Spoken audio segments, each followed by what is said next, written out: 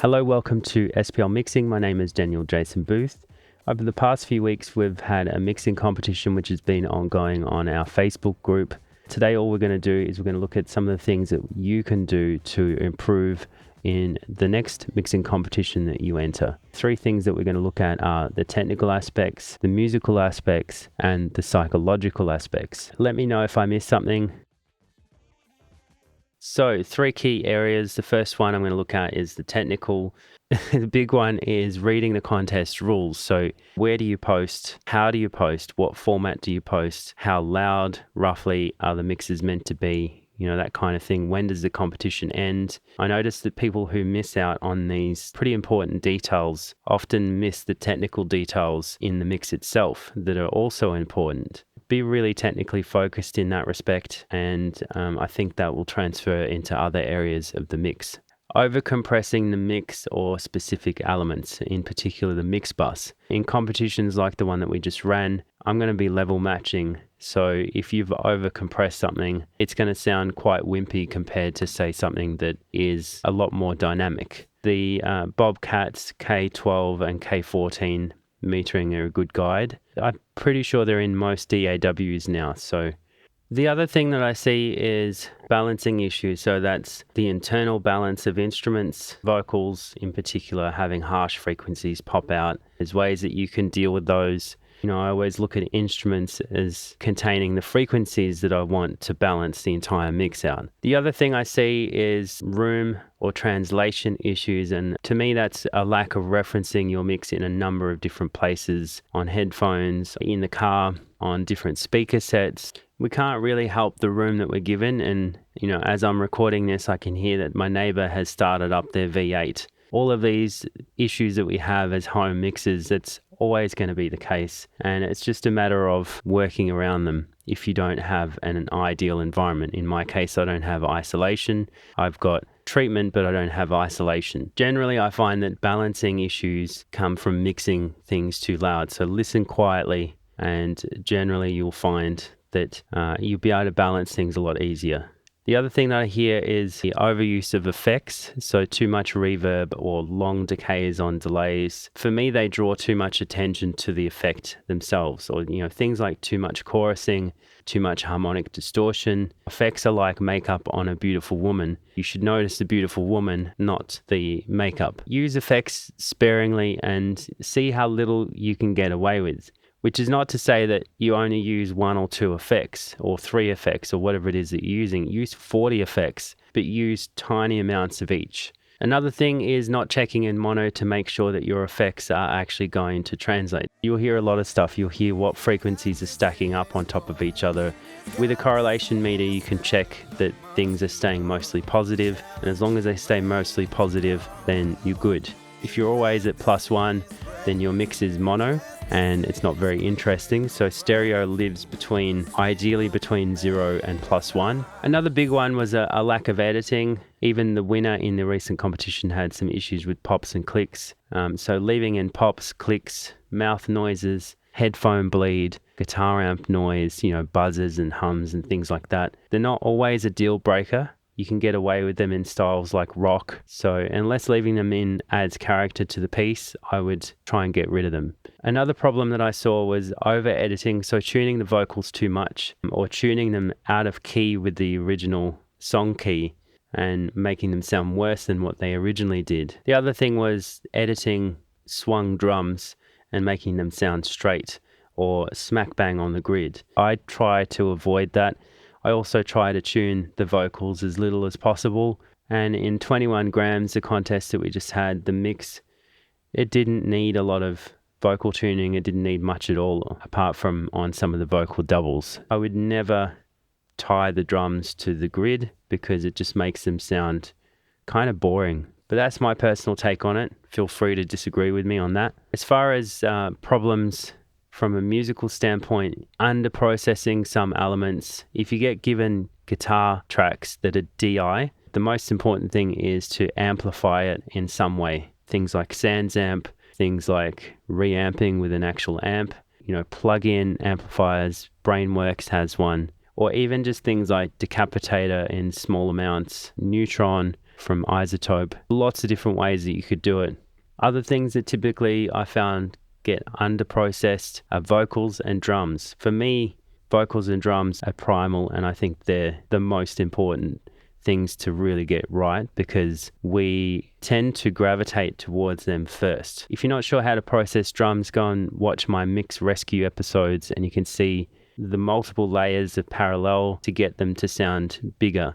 The recorded drums in the contest, it needed beefing up in some ways, and a lot of mixers got it right, but a lot of mixers got it wrong. 50% of the mix for me is working on the vocals and trying to get them to be nice and balanced and get rid of any balancing issues in them. But also because you're spending a bit of time on other parts of the mix to get them louder and more dense and more interesting, the vocals also need to be compressed enough to get them to sit right in the mix. Whether that's using automation to move them to the right balance point in the mix if you're not compressing a lot, or compressing them to a point where they just always sit there. The other musical things are not a lot of storytelling. I think you've got to guide the listener and give them something interesting to hear that holds their attention throughout. There are some ways that can do that in the following points that I've actually got written down here. Not using the entire stereo field. We're working in stereo. It doesn't mean that you have to work in stereo the entire time. You've got that entire stereo width to play with. In my mix, I pan the guitar 30 degrees, just left of center or right of center from the lead vocals to give them space. That just gets them out of the way, but it still kind of feels mono, but it's not mono. And then when you get to the choruses, you can expand that out. Everything gets a little bit wider. You've got all this space. Why wouldn't you use that? Why wouldn't you explore that? Why wouldn't you play with that? Choose those moments where you want to make things more mono. If it just stays the same throughout, it's really boring. A lack of automation was another one. Don't leave the same effects on for the entire mix. Don't leave the same level on the reverb throughout the mix. Change it up. Change the effects for every section if you need to. Static effects also make for a boring mix. It's all about trying to keep the listener's attention for the entire mix. And probably the biggest one that I heard, and what Simon pointed out too, was it seemed like a lot of people were working and listening to too many things in solo. They're trying to get an amazing kick sound. They're trying to get an amazing snare drum sound or amazing vocals. And they were kind of forgetting how the whole song worked. You really have to listen to the song and you have to listen to things in context. If you find that you work in solo a lot, then what I would suggest is that when you mix, you pull down the entire mix at the beginning, and for the elements that you want to solo, just pull them up so that you can hear them above everything else. And then that way you're still working in context, but you can also hear a bit more detail on those things that you feel like you need to solo in order to make them sound good. It's really hard to just immediately go, that's how the kick drum should sound, because once you've got it to sound a certain way, then other things have to change. Try to work in context as much as possible so that you're honoring the song and you're not just making things sound really cool in solo. Right, let's get on to some of the psychological things. I think we've all been there in contests where we listen to other people's mixes and we kind of think the grass is greener on the other side. Don't listen to other people's mixes and adjust your own mix to try and sound more like one that you think is better. I think you should attempt to mix the song the way that you see fit. It goes to my last point, which is that you've got to mix in context. Their context is going to be different to yours. If they have an amazing kick sound, putting that in your mix is not going to work. It's the same thing with mixing to a reference track. I kind of half reference Danny California by the Red Hot Chili Peppers. It's got an amazing snare sound. This mix, not so much. I had to replace it with drum samples, and I did try and spend some time to get that snare to sound like that one in Danny California, but ultimately I gave up. It didn't honor the song. You can only really use references up to a point before you have to start working with what you've got and trying to make it sound as good as you can. I think it's so important to trust your initial instincts. And I think some people during the competition, they started out great, but then they doubted themselves. It just made them overthink certain things. And I think if you're going to make changes, make them small changes. The best mixes that I've done are the ones where I've actually trusted my initial instincts. If you come back after a few days and you still go, well, that's not right and that's not right, make some small changes or just scrap the whole lot. Don't overthink it.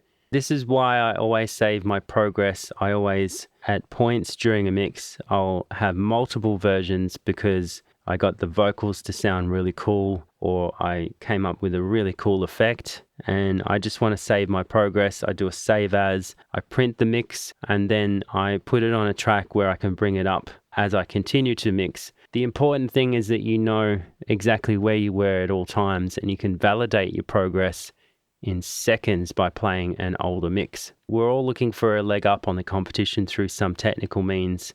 Perhaps you want to win the loudness war or show off how well you can tune a vocal. Technique alone doesn't win a contest if you forget the song. It's all about the song. Remember what drives the song. Remember what the focal points are. I think once you master technique, forget about it and just focus on being creative. There is a tendency to play it safe in a mixing contest because there's prizes involved and we all love prizes and we'll want to win them. But my advice to you is be fearless. I once mixed a song that had a tape machine, what should have been set up on an auxiliary track as a tape delay effect. I had that on the entire mix. Technically, that's a crazy thing to do, and I wouldn't recommend it for everything, but for this particular song that I was working on, which I'll link above, it was the right thing to do. You've got to be willing to take a risk knowing that you can always go back if it sounds wrong. You've got to give yourself permission. If you've got a crazy idea, a creative approach that might set you above others, you should always allow yourself the freedom to explore that idea to the nth degree and then kind of dial it back to something a bit more tasteful if it's needed. The important thing is to remember that we're making music and to have fun with it and to honor the song. Let me know if I missed anything in the comments below. Like, share, subscribe, and I'll see you in another video. Thank you for watching and happy mixing.